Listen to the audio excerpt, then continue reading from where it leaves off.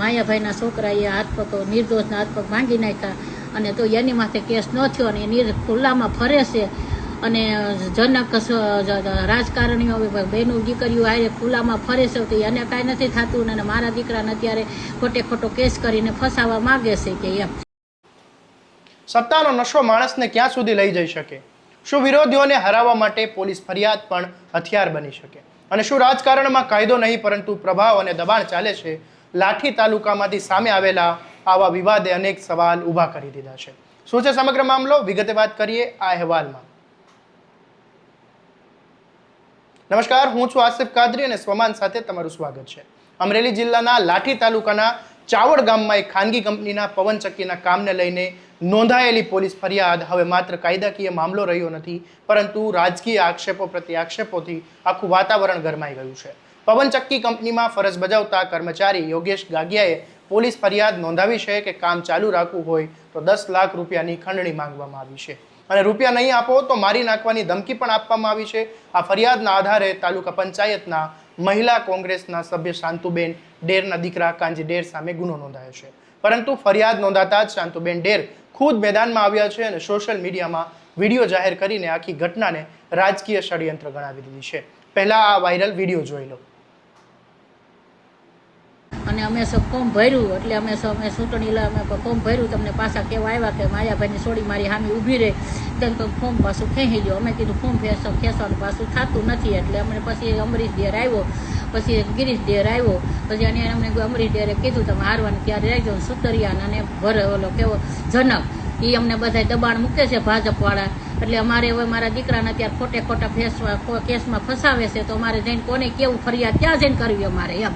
આવી રીતે અમને ખોટા હેરાન કરે છે અને રાકેશ પાડો અને જીતુ ડેર અને અમને આવી રીતે દબાવે છે તો અમારે જવું મારે ખોટા મારા દીકરાને અત્યારે કેસમાં ફસાવે છે તો અમે જઈને કોને કહી? ભાજપવાળા અમને હેરાન કરે છે તો અમારે ક્યાં જવું ફરિયાદ કરવી? અમારે જઈને ફરિયાદ ક્યાં કરવી જઈને એમ. અને હું આવીશ અમદાવાદ દવા લે મારા દીકરાનું હું આવીશ અમદાવાદ છું ને એ સાવણ છે તો મારી હેરાન ખોટો કરે આવ કારણ વિનાનો અત્યારે કેસ કરે છે. શાંતુબેન ડેરનો આરોપ છે કે તાલુકા પંચાયતની ચૂંટણી વખતે તેમની ઉમેદવારી ફોર્મ પરત ખેંચવા માટે દબાણ કરવામાં આવ્યું હતું. તેમણે ફોર્મ પરત ખેંચવાનો ઇનકાર કરતા તેમના પરિવારને નિશાન બનાવવામાં આવી રહ્યો છે.